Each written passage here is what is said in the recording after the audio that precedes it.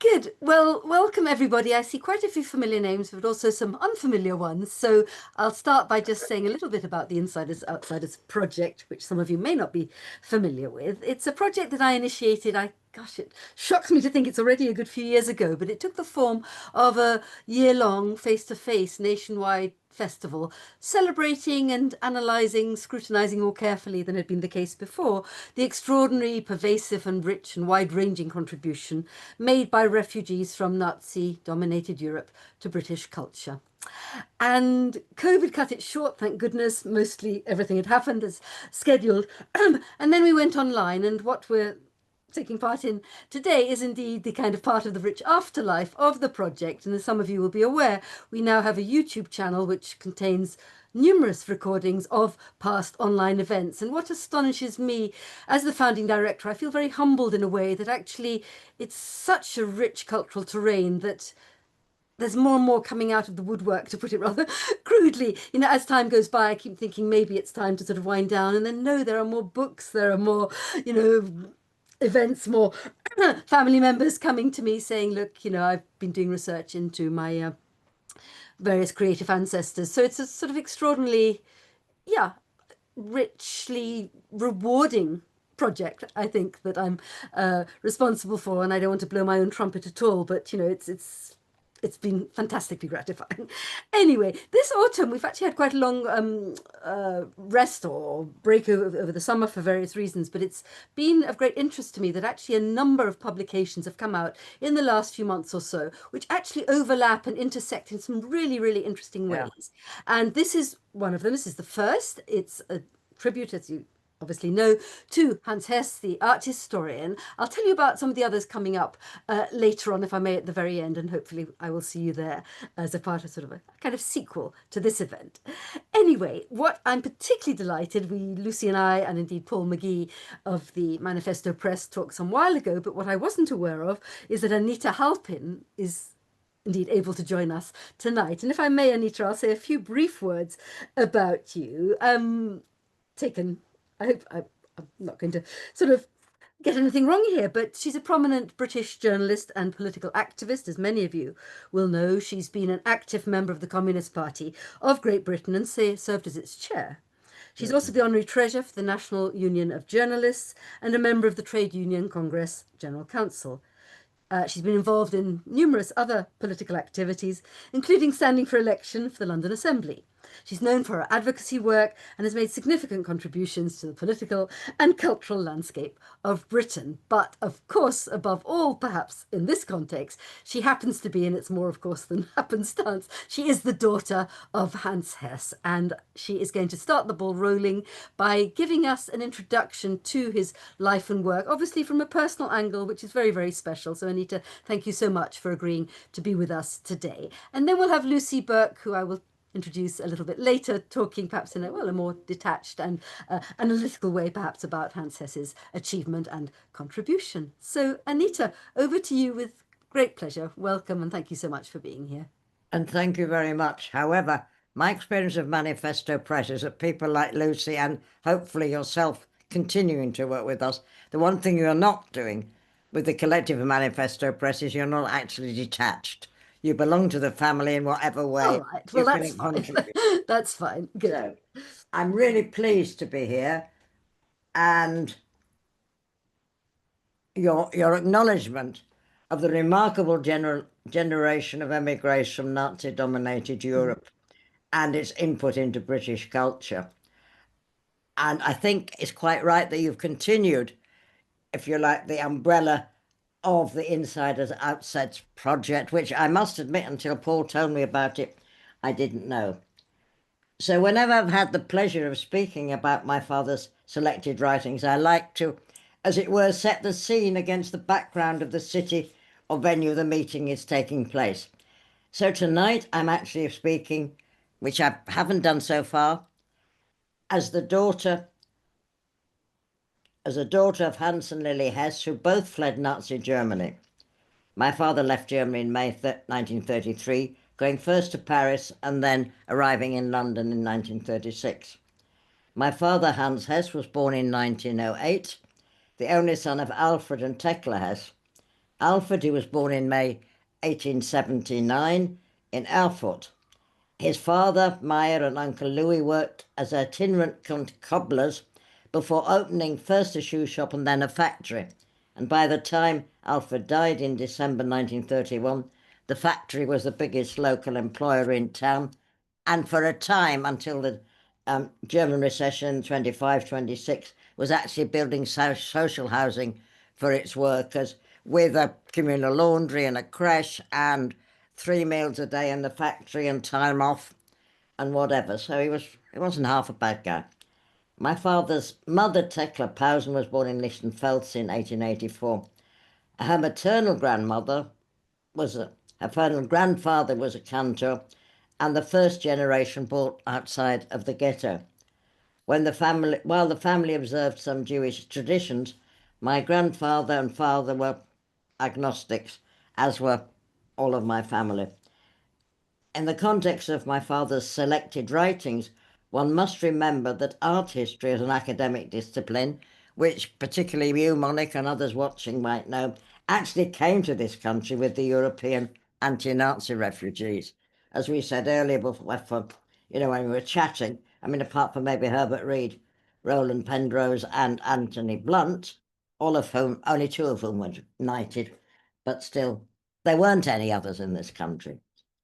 So, we are a multicultural event, and these are the words of my father. A cube said, "I'm a form of art that is, if I'm very smart." Of course, one needs a lot of zeal, remarked thereon the surreal. The difficulty, I confess, is to be French, said the Empress. The question is not what, but if, was heard to say the constructif. If I just had a bit less mauve, I should look right, complained a fauve. I'm sorry if I do not seem trite. If I do seem trite, murmured a huge pre-Raphaelite, and my God, they were big. That's me, not him. The secret is one must be stiff, shouted a modern primitive. Of all there is, I will extract the minimum, said the abstract. I too have some tricks up my sleeve, whispered a competent naive. What's not like me I must condemn, stated a well-known academe. The critic said, it's l'art pour l'art, which brought you all here so very far. If I may be allowed a word, this is an aside from my dad, picture should be seen, not heard. As I said, my father arrived in 1936, having left Nazi Germany in May 1933, by which time the publishers he worked for had been Aryanized and he'd of course lost his job. He spent the next 3 years in Paris working as a freelance advertising copywriter. So this is where we need to know how his career and life progressed. He'd always been very interested in advertising, marketing, public relations, what's my trade and what's now known as comms. And he actually, before his dad died, he was marketing and advertising manager of the factory. It was in London that he started writing, and using the only weapon he had as an advertising copywriter in Paris, somebody who tried to convince people to buy things they might not need, but also to embrace ideas that they had never thought about. So in London, he used the only weapon he had in his arsenal and engaged in anti-Nazi propaganda, editing 2 small magazines, Inside Nazi Germany and Germany Today. There may be copies in Mark's house, Mark's Memorial Library, I don't know, and try to expose the crimes against humanity of the Hitler regime. He also worked as a Left Book Club lecturer, volunteered as a Left Book Club lecturer, and was a founder member of the Free German League of Culture, the Freie Deutsche Kulturbund, which organised events to showcase the alternative to Nazi ideology. His first book, in fact, from 1936 on political propaganda, which is due out in the next few weeks, includes a really spine-chilling chapter on Nazi propaganda. Given that it was written in 1936, the following 9 years proved him desperately, horribly right. He was also volunteered at the Refugee Aid Centre in Bloomsbury, which is where he first met my mother, who, though she'd lived in Berlin and they had similar social circles, they never ever met, given that he was 10 years older than her and she was still at school when he left Germany. Now, while my mother was not Jewish, she, in fact, because she had so many Jewish friends, spoke better Yiddish than my father, and would often be sent from the Refugee Aid Centre to Liverpool Street Station to meet young refugees off the Kindertransporten, including two of my father's cousins, actually. So my mother, Lily Weinreich, was born in Cologne in August 1918.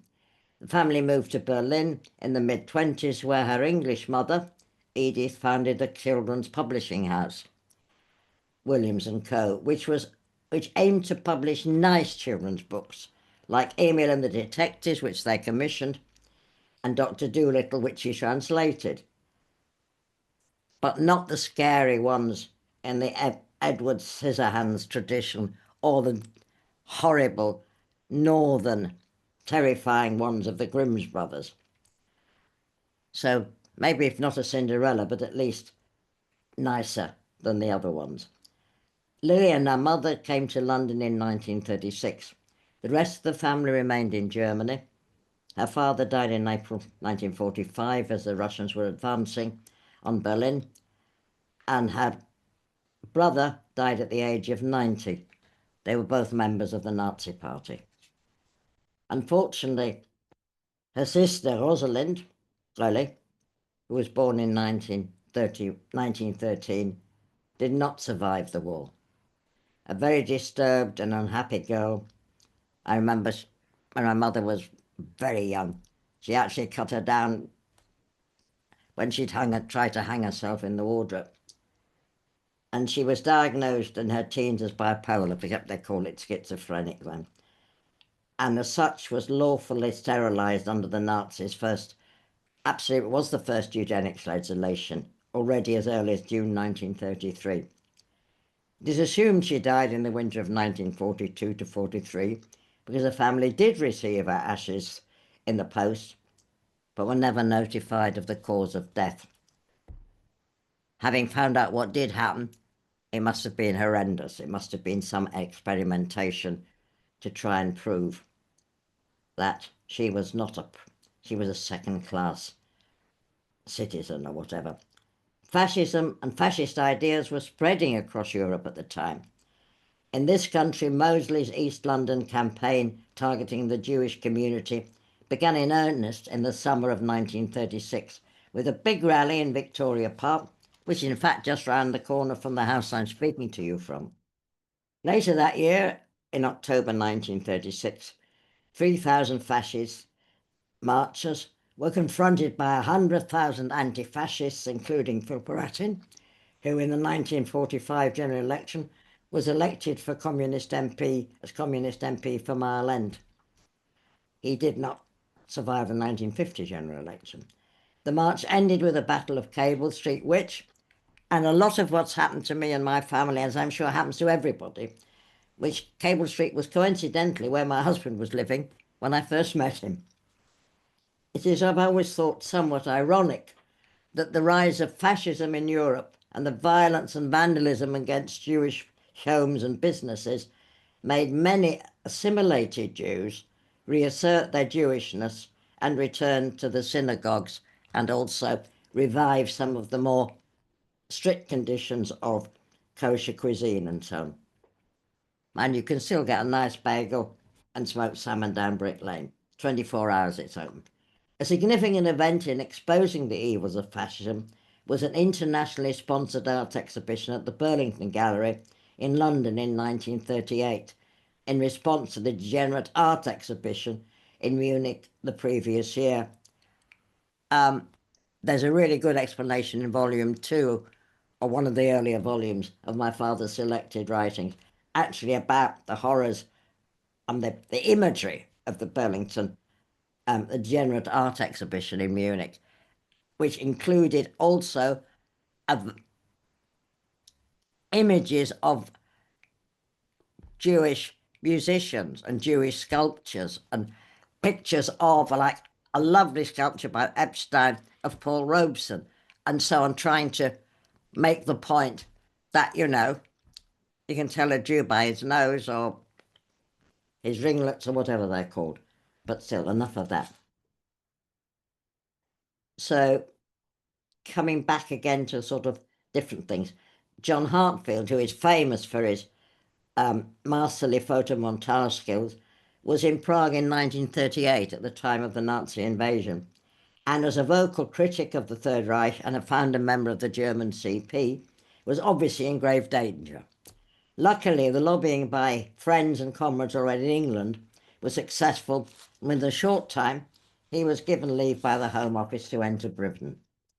Now, on arriving, a political activist, a communicator, a propagandist, the first thing Johnny did was to buy a duplicator, one of those fashioned Roneo things that you had to wind a wheel on, get ink all over your hands, and wait for it to dry before it got ink everywhere. So he bought this duplicator, he buried it in the garden in Lawn Road, and apparently there's a lovely place around the corner because a lot of the emigres and Jewish intellectuals were in Lawn Road, so it's something that Monica and I have agreed we'd go and see in the spring. Why did he do this? Because his argument was if the Nazis invaded, which was very likely in 38, 39, the anti-fascists might, with luck, some of them at least, have a few days to print and distribute leaflets before they were actually captured. And then they couldn't do anything. And then following the invasion of Belgium in May 1940, at the end of the war that wasn't actually a war, Hans, like many other enemy aliens, was interned in Canada as classified as a non-combatant prisoner of war, Class B2. Other than on propaganda at that time, there are no pre-war manuscripts extant. And the first record of any of his writings, including short stories, poems, plays, and review sketches, are from his internment days. Hans was one of the very last to be released in the summer of 1942, because immediately they were people were interned. There was great outcry in this country, and, members of parliament, there were petitions, all sorts of things. But as I said, another story for another day, he was released as one of the last. He chose not to join the Pioneer Corps, but was posted to Leicestershire as an agricultural labourer. Now, you've seen some photos of him. He was a very slender, dapper gentleman. To think him, digging up potatoes or pulling mangel wurzels in midwinter really wasn't him at all. His mother was by then already in Leicester, having decided to leave London after the days of very heavy bombing during the 1941 Blitz. My mother joined them in autumn, and I was born in the autumn, and I was born in March 1944. Significantly for me has always been it was 3 months before D-Day, when, despite the fortitude of the Soviet army, the outcome of the war was still uncertain. So my parents consciously chose a name for me that would not appear foreign in most countries. And also, the other thing was it should not be one that you could shorten into a nickname. I was once called Reivita at school. After the war, my parents had thought about returning to Germany, but the decision, and it was so unclear, but the decision was made when the post in York at the art gallery was contingent on my father taking British nationality. My mother already had British nationality because she was a minor when she came with her English-born mother in 1936 to this country. Very early on, my parents must have agreed that I had the right to know, and they had the duty to tell me, about the crimes, the times that they had lived through and had survived. It is thanks to this and my maternal grandmother, Tekla, who was an amazing and witty raconteuse, that I'm still able to remember so very much. And, people who worked at Manifesto Press will tell you suddenly at 4 o'clock in the morning, I remember something I'd forgotten, like including finding my father's lost autobiography that I'd forgotten I'd put in a pink folder rather than a grey folder. So thanks to her.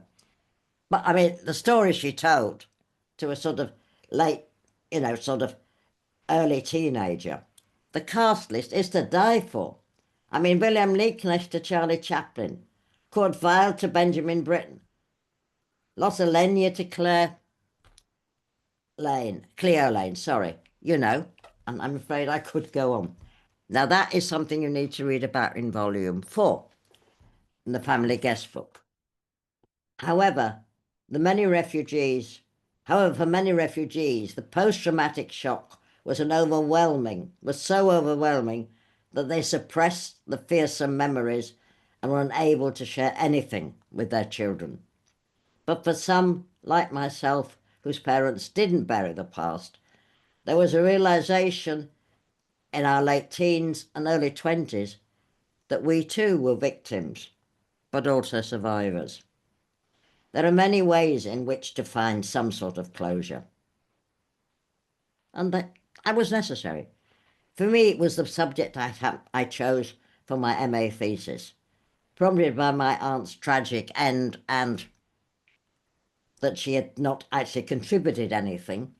I thought through my thesis, which I wrote about the German theory of eugenics, or as they chose to call it, racial hygiene, to perpetuate her memory and honour in some way. Maybe I have found that final closure, as Manifesto Press, I'm very pleased to say, has accepted my thesis for publication. Now, I will admit that I did for a time toy with the idea of going to Israel to work on a kibbutz in my gap year, but after the Six-Day War in 1967, that was no longer on the agenda. As Pete Seeger asked, when will they ever learn? Now in 2025, the answer is they still haven't, and it's up to us and all of you and your friends to say they must ensure that in the future they have no choice but to learn the lessons. They didn't need to lose that many people not to learn the lesson. So, back to sort of life and work.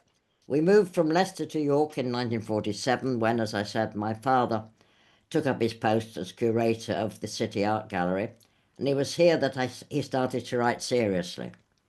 He did lectures in schools, in colleges, and also then was the first visiting lecturer at the New York University.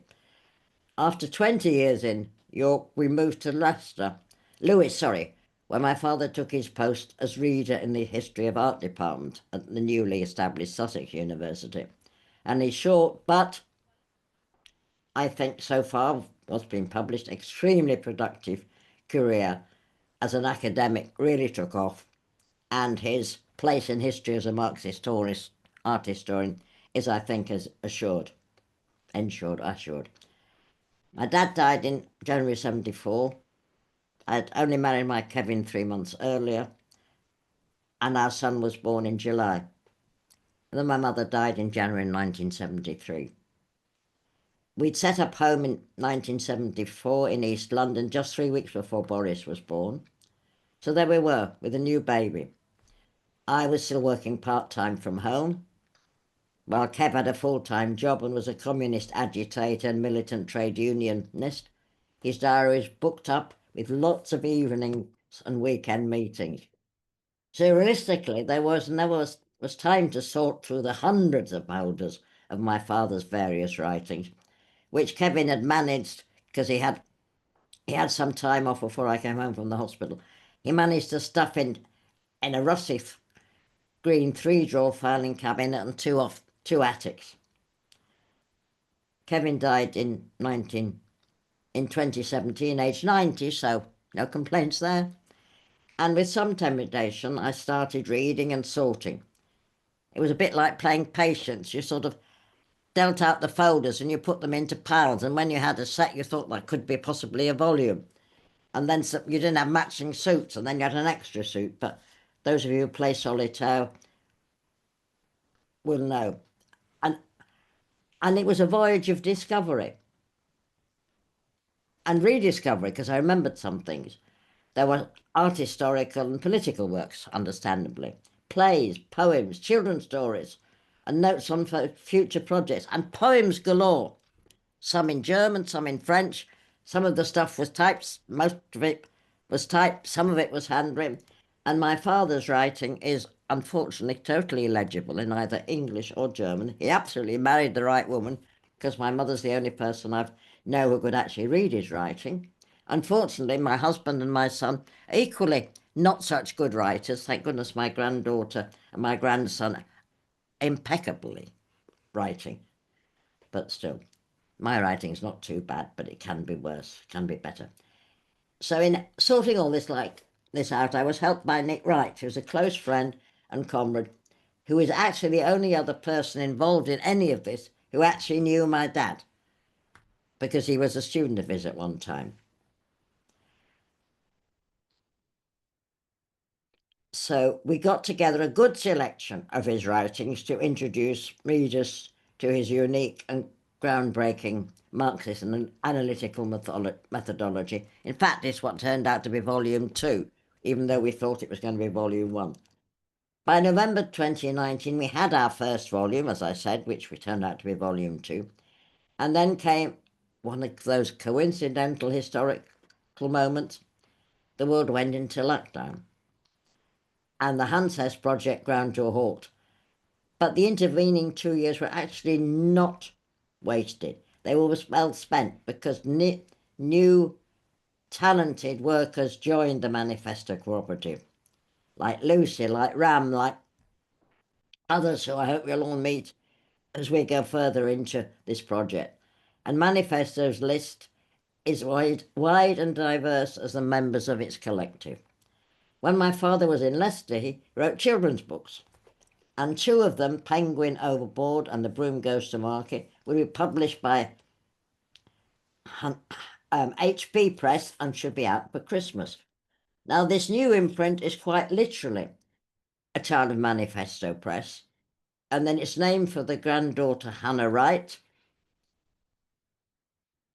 and the daughter of 2 members of the Manifesto. Sorry, the daughter, Paul's niece, and her mother is a member of the Manifesto Press team. At one time or another, everyone involved with the Hans Hess project has asked me when my father decided to make a career in the art world. The simple answer is that it was not a conscious decision. He'd assumed, as the only male child and the eldest of the family, that he would inherit his father's business. That's what happened in the bourgeoisie.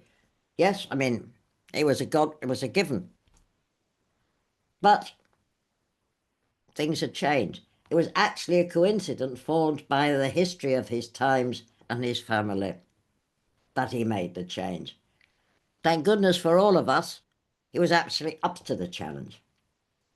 But the question is always, and it is dialectical, would he have chosen to dig for victory in Leicestershire if his mother had not already been there? Would his mother have actually moved out of London to the country if it had not been one of the centres of leather production in England, where she thought she could have connections and carry on in some way the family shoe business?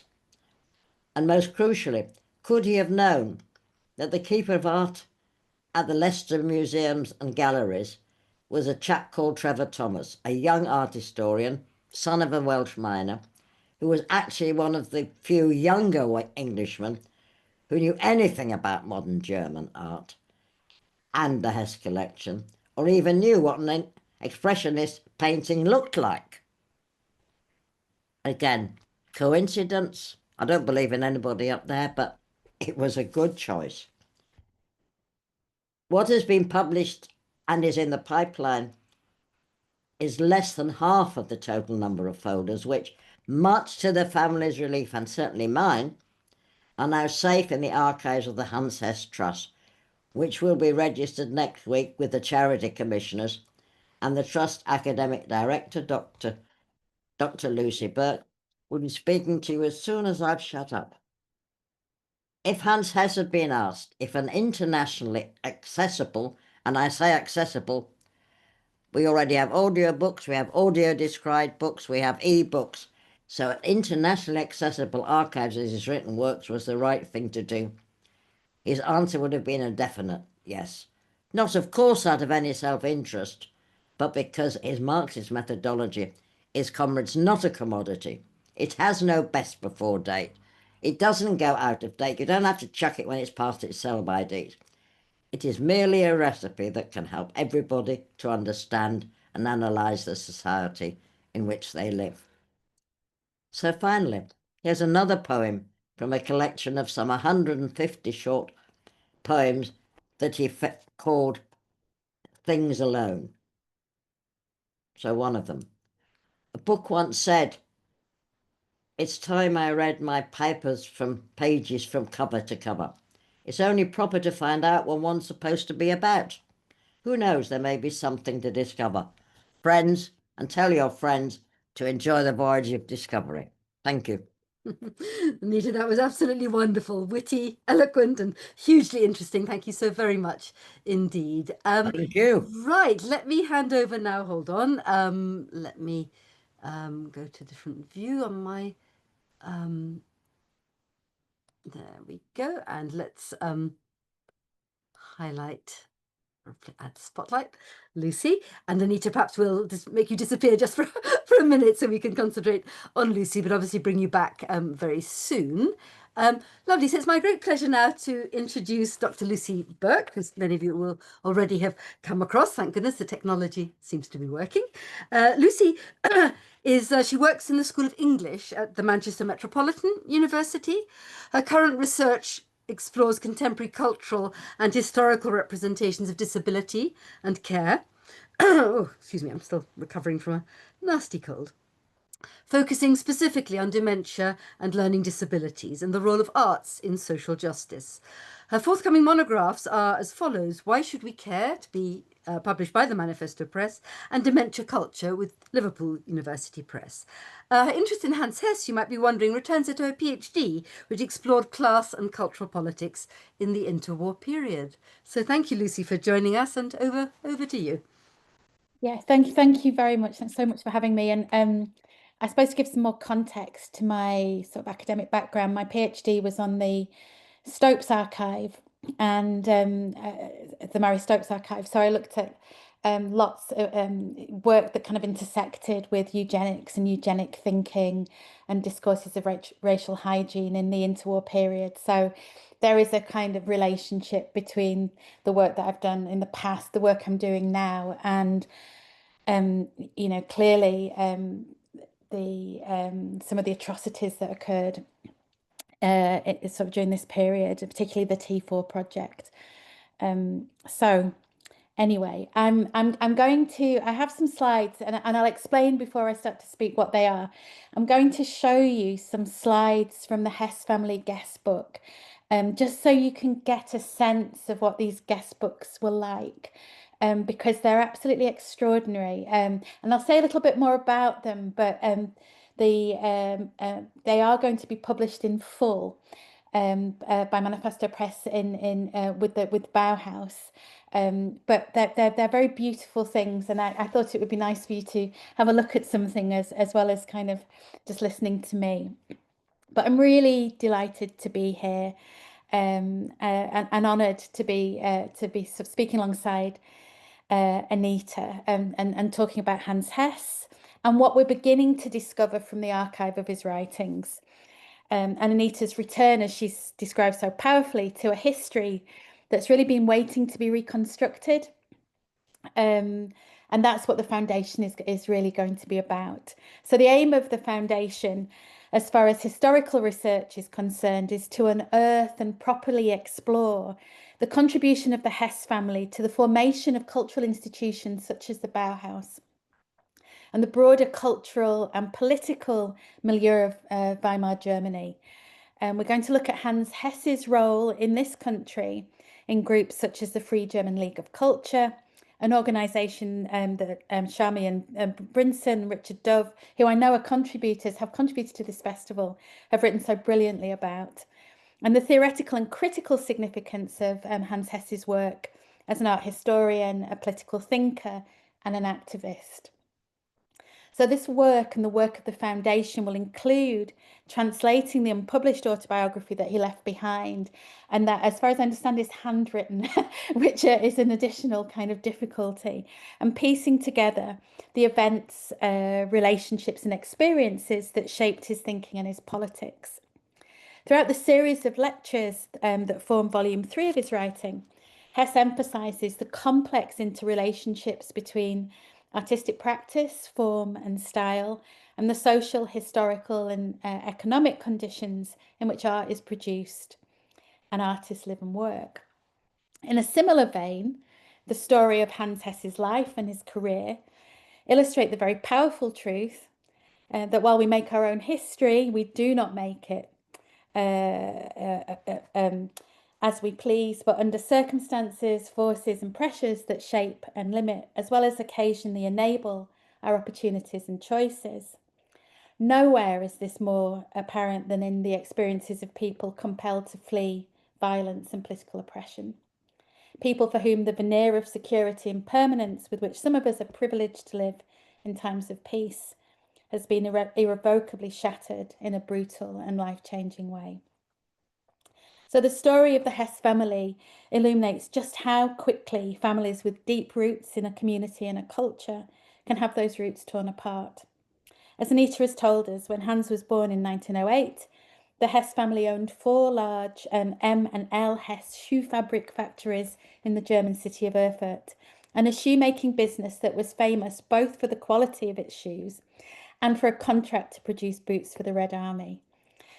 His father Alfred and mother Tekla were art lovers and patrons, and amassed a collection of over 4,000 contemporary artworks, many of which were directly acquired from the artists themselves.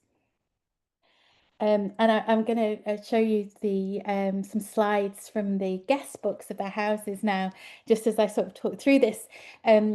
The guest book itself has a very sort of particular place in German culture and German bourgeois culture at this time. Guest books and sort of memory books are still current in Germany, sort of with people contributing to them, and they raise a lot of really interesting questions about what the status is and how we read them. And I suppose that's the subject for sort of perhaps another talk, but I think there's some really interesting questions about what we make of these things. So in his introduction to the, I'm just going to flick through and you can just have a look as we go. That's the front of one. And there's some very beautiful art here. In his introduction to the abridged 1957 German publication of the family guest book, which is called Dankenfarben, Hess describes his family home as a meeting place for many, but never a museum, bringing together artists, writers, musicians, art historians, and art collectors. It was always, he says, an inhabited living reality, full of colour and energy, in which paintings were hung and rehung and walls were repainted until the best background was found.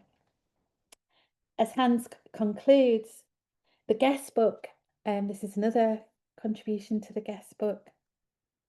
The guest book of the artist is a unique document of this period and of what were in many ways historically unique social relations between artists, patrons, collectors, and curators. It's absolutely impossible to imagine a similar scenario occurring today.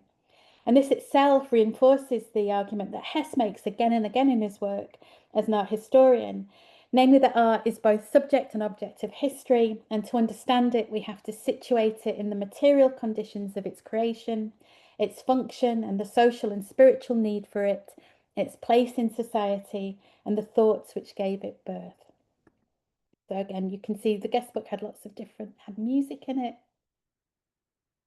sketches, drawings, and I'll leave it in that so you can just well have a look. So, despite being embedded in so many ways in German society and culture, the family's Jewishness and their progressive politics, Alfred was a staunch social democrat and Hans was obviously a communist, made life in pre-war Nazi Germany increasingly dangerous. Rampant and insidious anti-Semitism and the systematic stripping of the rights of Jewish people by the Nazi regime led eventually to the seizure of the Hess family business, along with a significant number of artworks in their collection.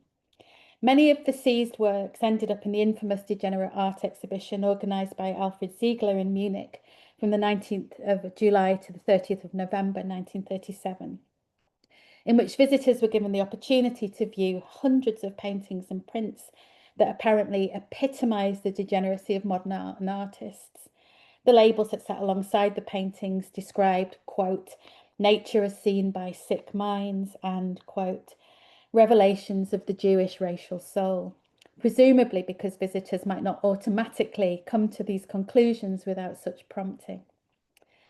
Although Hans Hess had spent the latter part of the 20s travelling in the USA, Geneva and Paris, he returned to Germany in 1929 to an increasingly hostile environment and an emboldened Nazi party. In 1933, his apartment in Berlin was attacked and he was sacked from his job at the publishing house Ullstein Verlag for being Jewish. At this point, alongside anti-Jewish hatred, political opponents of the Nazi regime, socialists, communists, liberals, were subject to violence, arrest and incarceration, and many fled the country, many of them to what was then Czechoslovakia, although some came to England. And despite the British tendency to mythologise the country's historical generosity to refugees, the immigration policies in place at this point were far from welcoming. British policy on refugees was largely derived from the Aliens Act of 1905, the first modern piece of legislation in this country to regulate immigration, primarily in response to the increase of Jewish and Eastern European migrants after 1880 and in the face of the pogroms that were happening. The Act imposed strict controls on the flow of immigration, aiming to restrict migrant numbers and exclude anyone who might become a burden on public funds. So learning disabled and mentally ill migrants, for instance, were automatically deemed undesirable aliens, and that kind of eugenic logic persists in immigration policy today. The guiding principle of British immigration policy was that Britain was a place of temporary refuge or transit, rather than a permanent place to stay, although entry requirements were relaxed unofficially towards the end of the 1930s, as the unfolding catastrophe in Europe became apparent, and this particularly the visa requirements for unaccompanied children.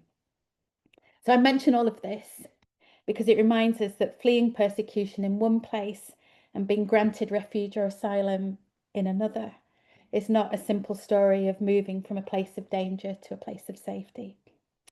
As Charmian Brinson and Richard Dove's work shows us, German, Czech and Austrian refugees, particularly those fleeing due to political persecution, were viewed with enormous suspicion and subject to surveillance by MI5 and Special Branch, bearing in mind that the former organisation was established earlier in the century to combat the threat of German espionage, and thus had a deep distrust of all things German woven into its DNA. However, this was matched by the threat that communism represented for the British establishment, and the suspicion that many of the political refugees were in fact Soviet spies. And significantly, again, as Brinson and Dove has shown, from the perspective of the security services, Jewish refugees who had fled precisely because the pathological anti-Semitism of the Nazi regime stripped them of any claim to being German, were considered by the British security services as no less German simply because they were Jewish. So it's in this context of hostility and distrust that we need to situate Hans Hess's early experiences in this country, particularly his work as an anti-Nazi propagandist and his involvement in anti-Nazi activism, and the work of refugee organisations such as the Free German League of Culture, the organisation that supported his later involvement in the exhibition of modern European art in Leicester in 1944. The Manchester Guardian described the League as founded by, quote, anti-Nazi refugees in this country with the aim of keeping alive and developing the tradition of German culture destroyed by the Hitler regime, forming an intellectual centre for freedom-loving Germans and fostering cultural relations and friendly understanding between them and the English people. The League's own constitution described itself as a German anti-national socialist, anti-fascist, non-partisan refugee organisation, which was focused on maintaining and continuing free German culture, deepening the mutual understanding between the refugees and the English people, emphasising and strengthening the solidarity of the refugees with all democratic, liberal and progressive movements, and looking after the social and sociable interests of the refugee and building connections with friendly organisations.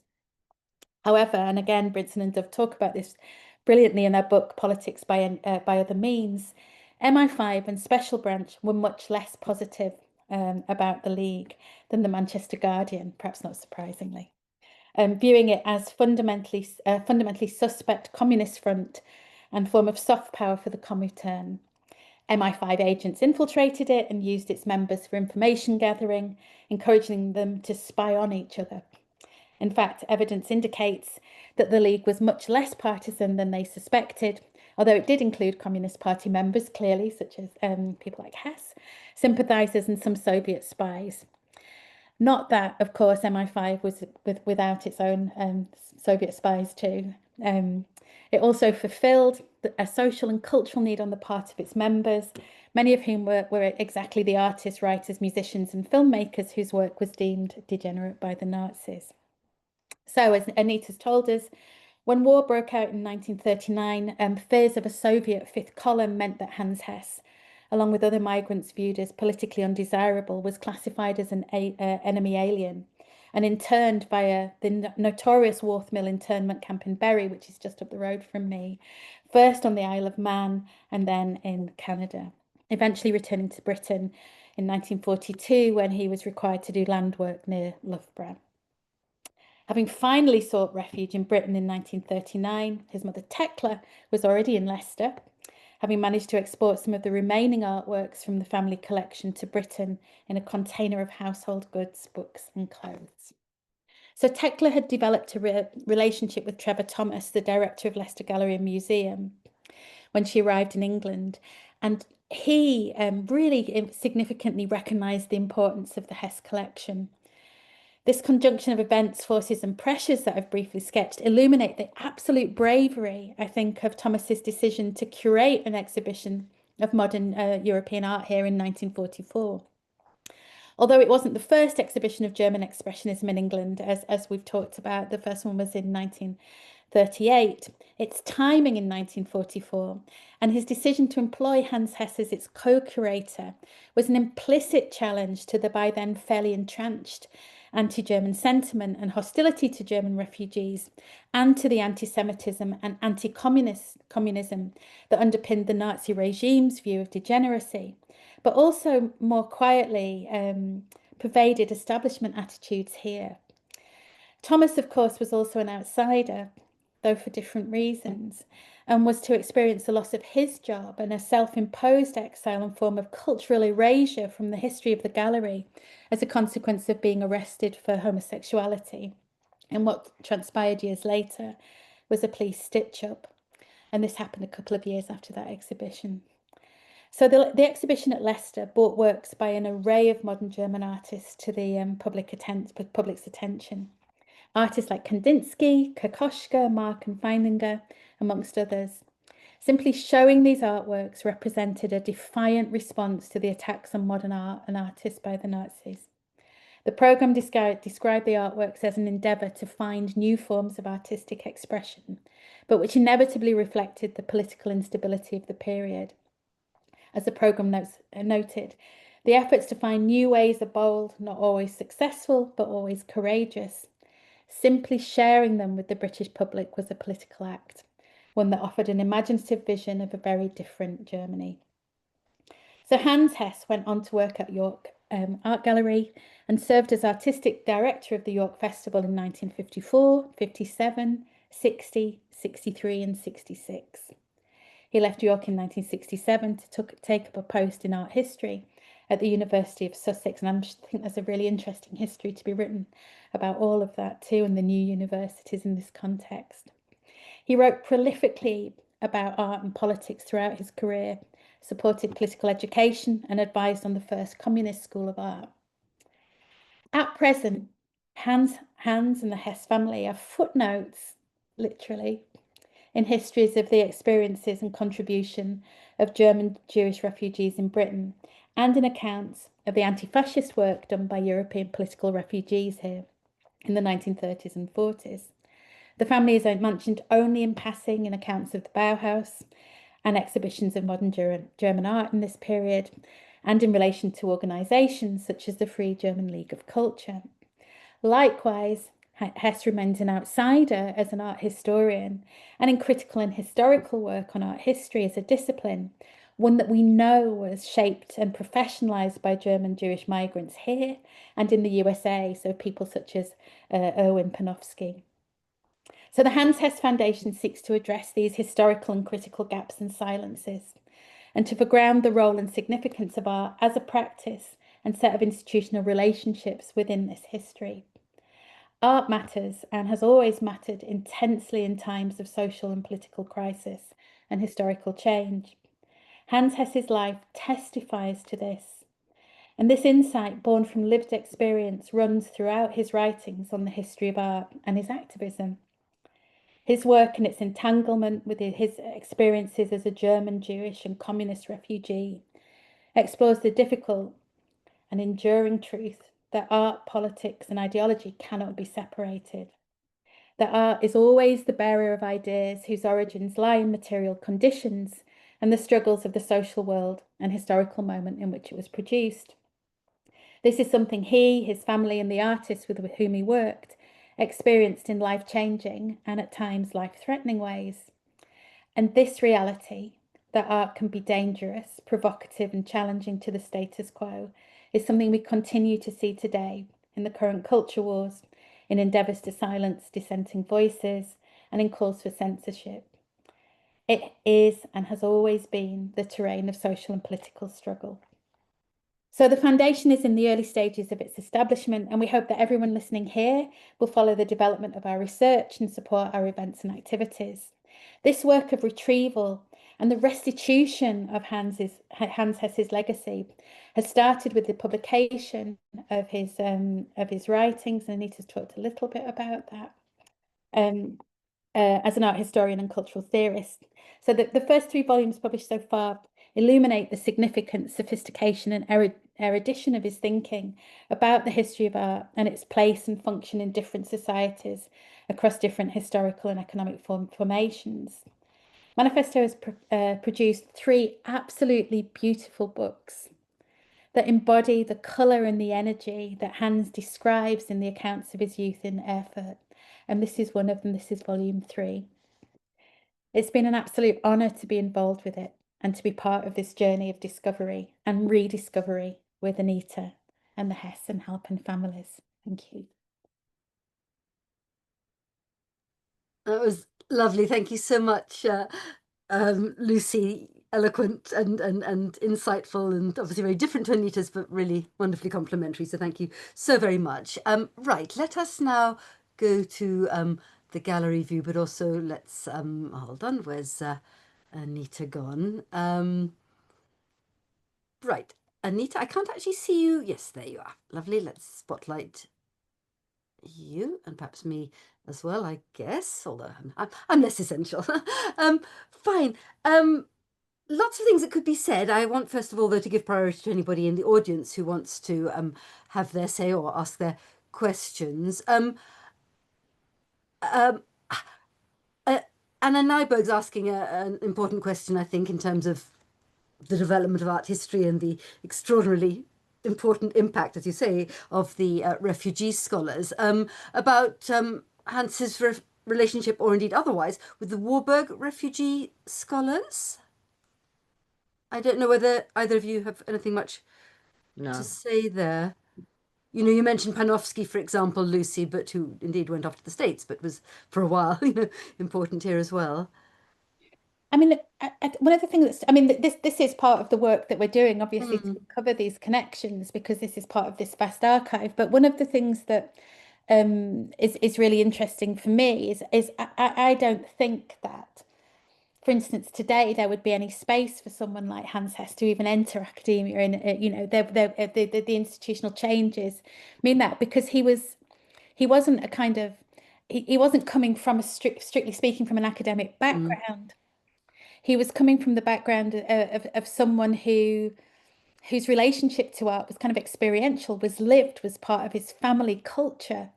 He hadn't kind of gone off and studied, and he wasn't writing sort of PhDs. He was curating on the back of experience and knowing people.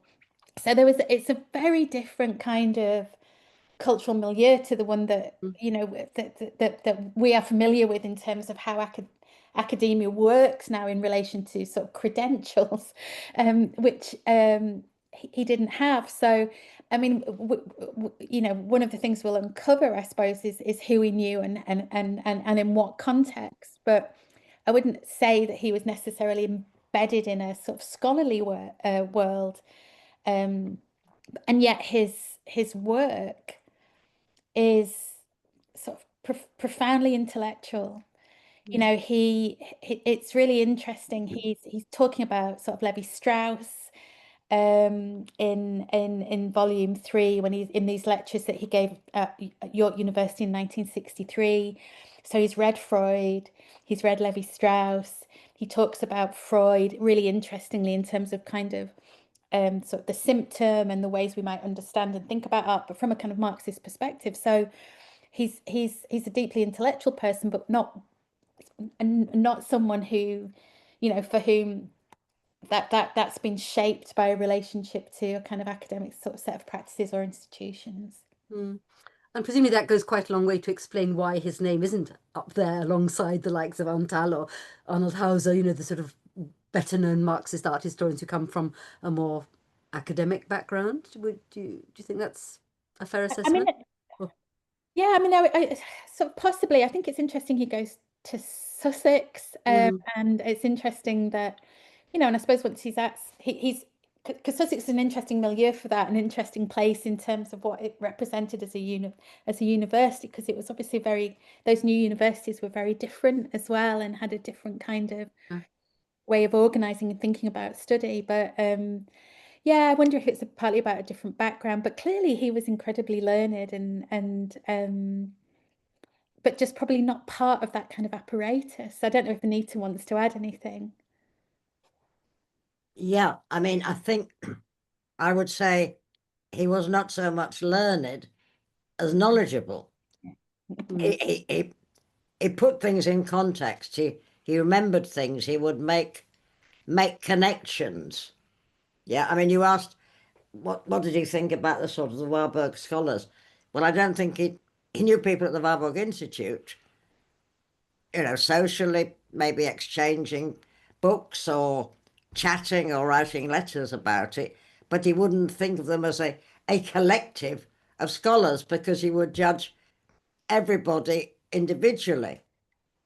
And therefore, I mean, basically, if you start with the fact that he had no class bias as a communist and a socialist, it didn't really matter whether you were a knight of the realm or whether you were, you know, the monarch didn't honor you, or whether you didn't know how to talk socially in an acceptable way. I mean, he was at one time tipped to take on the directorship of the ICA, and, you know, I think it was a Sunday Times magazine who always used to run sort of, you know, upcoming jobs and who's in it. But there's no way they would have touched him with a bloody barge pole, because he was an awkward sod.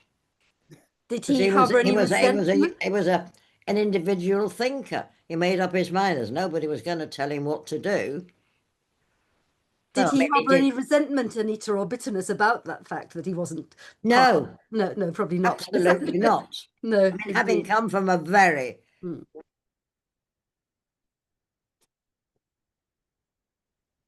Oh, what's happened to the sound?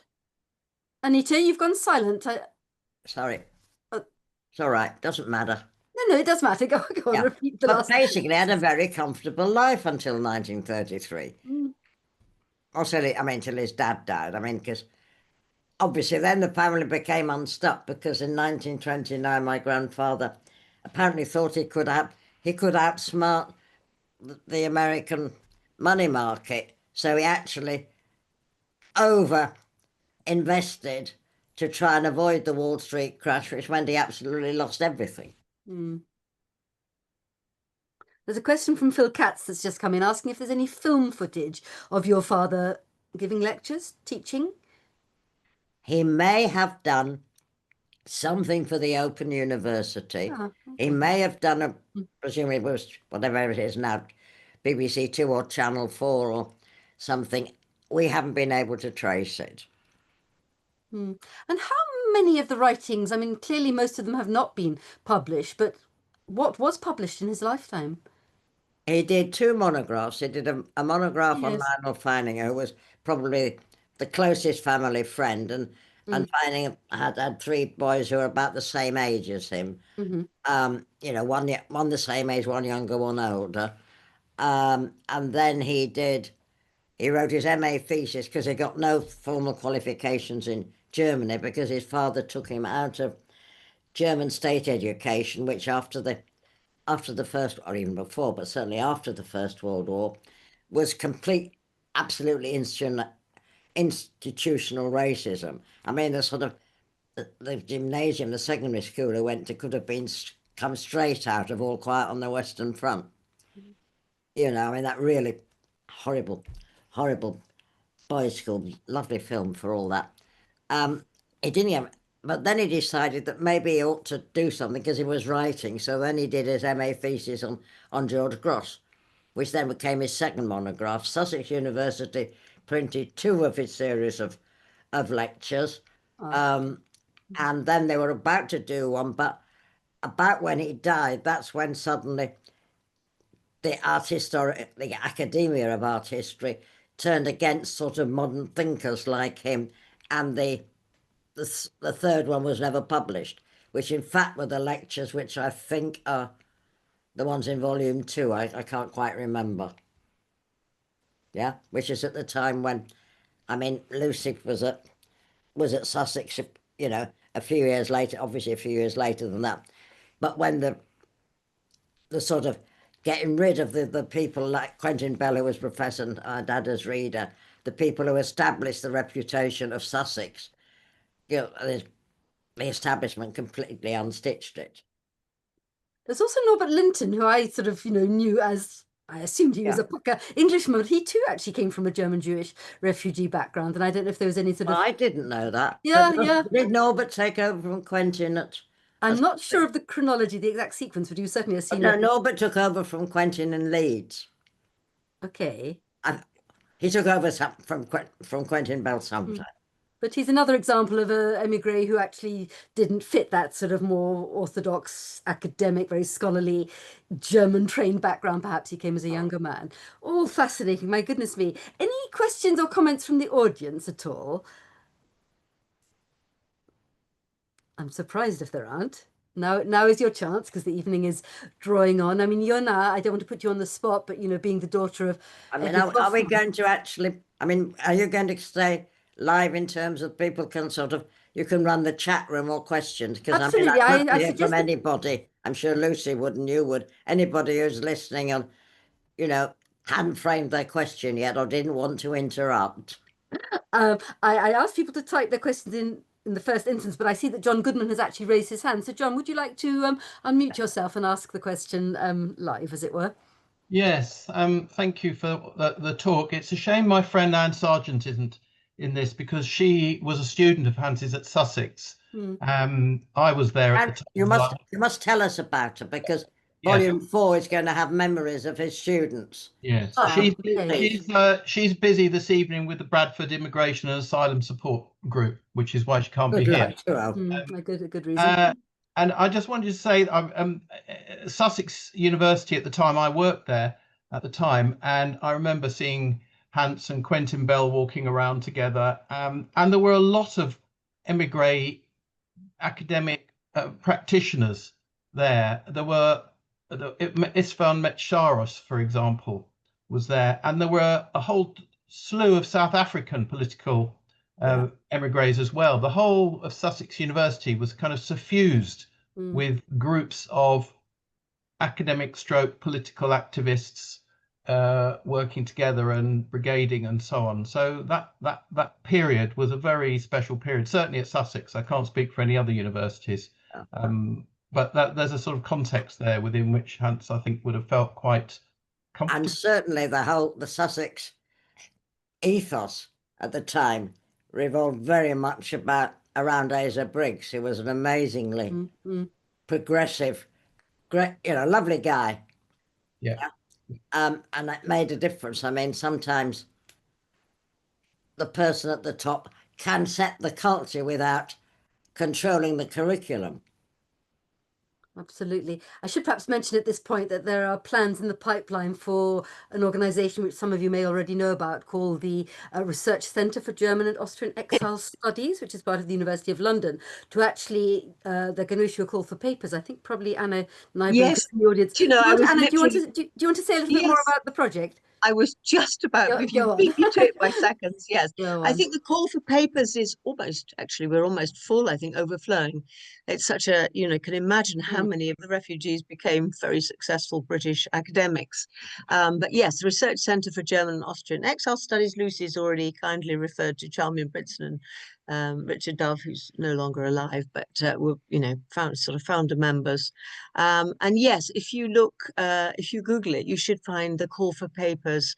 It sounds to me as though Sussex was a very fertile ground then for emigre academics, and it would be a pity not to have a paper on that. So yes, please do write to us. And absolutely. And I'm right, Anna, aren't I, that you're going to straddle all the disciplines, and my plan is to supplement the conference with indeed sort of a series. It could be multidisciplinary, on the art historians. So watch this space, as they say.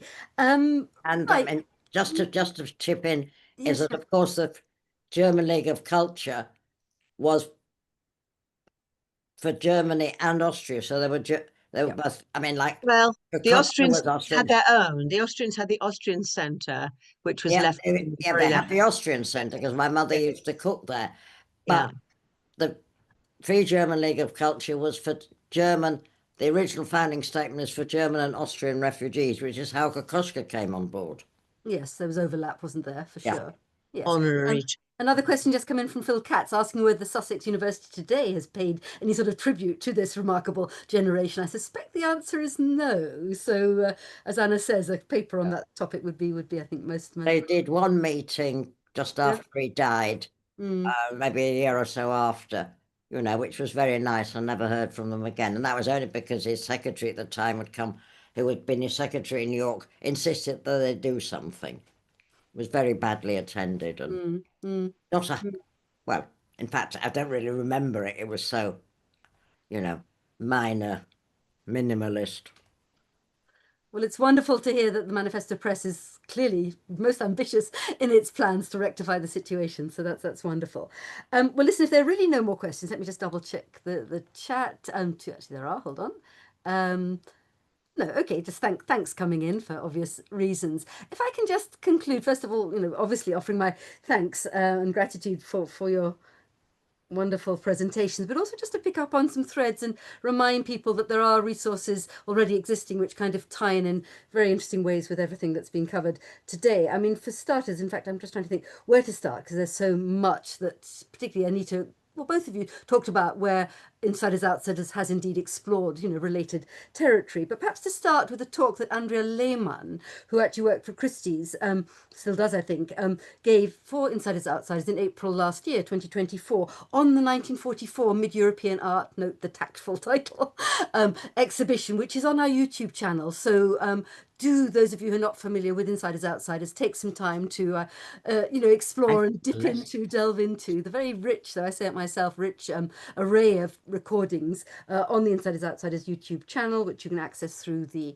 insidersoutsiders.festival.org website, but I'm sure just a Google search will provide it. So there's that, but also on the question of internment, we have a whole sort of subsection, as it were, on the YouTube channel, looking specifically at creativity within the British internment camps. There's also a talk on Canada, as I recall. Waltham Mills is a whole fascinating subject in itself. But also one thing I haven't mentioned is that alongside the festival that I've already mentioned, we did publish an anthology of essays on relevant topics. And for example, Simon Lake, formerly the curator of the totally wonderful German Expressionist collection in Leicester, which owes so very much to the Hess family, wrote an excellent essay on precisely the history of the collection and how it got there, and indeed paying tribute not just to the Hess family, but also to Trevor Thomas, who tends to be still an unsung hero in all this. There's also an essay by Hans Herner on the emigre art historians more generally, although I think you'll find it doesn't pay enough attention to Hans Hess.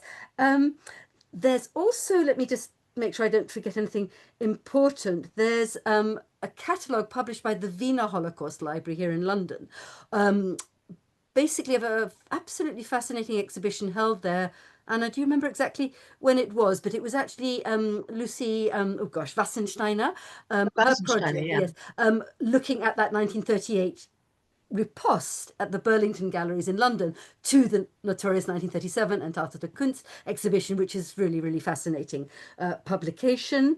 There's also the catalogue raisonné of the Leicester collection. Anita, I'm sure you're well aware of this, and indeed Lucy too, but it's just seen the light of day after many years of being in the pipeline, which is available, I think, both through the Leicester Art Gallery website. They have a special section devoted to the German Expressionist collection, but also I think through the Art UK website. So it is available now, and obviously an important and significant document. Right, I think that'll probably do. I think I've mentioned all the main things I wanted to alert people to. And last but not least, just to say that Paul McGee of the Manifesto Press, and I'm not sure that Paul's actually able to be with us tonight, but he's very kindly agreed to offer a discount, a 20% discount on the hitherto just three volumes of Hans Hess's selected writings, and 20%. And the right, actually, hold on, let's just see that I'm not missing something important and new. Okay, from Annette Carruthers, also a 1984 catalogue. I'm not even sure that I knew about that, so thank you, Annette. Of the Leicester collection by Barry Herbert and Alistair Hinshelwood, but presumably somewhat superseded by the newest publication. Interesting, thank you. But yes, so the code on the Manifesto Press website for that 20% discount is INSOUT. So ins out. Took me a while to twig. 25. I can follow that up with an email to everybody, but do take advantage of that if you are inclined to find out more, which I hope you are. You jolly well should be. Lovely. Well, thank you so much, everyone, for listening in. Actually, I knew there was something else. I would have, if I may, just end by just alerting you to the forthcoming events, which do really connect with this one in very, very interesting ways, as I think you'll immediately see. And also, I should also mention that if you want to be kept informed of future activities, future programs under the aegis of Insiders Outsiders, do sign up to the newsletter, which is easily done, all of 2 minutes worth of just putting your name onto the bottom right of any page of the website. Homepage and others besides. So yes, so just to sort of tell you what's in store, we've got next Tuesday on the 4th of November, also at 6 p.m. We've got Andy Friend. Many of you will already know that he's the author of a book that has received a wonderfully large amount of critical and sort of appreciative attention. A new book about the left-wing Artists International Association with the excellent title Comrades in Art, Artists Against Fascism, 1933 to 1943, published by Thames and Hudson. And he's going to give a talk for us, which will pay particular emphasis to the crucial role played, particularly by the refugees that we have obviously touched on in this talk, and which Insiders Outsiders is all about. So that should be fascinating.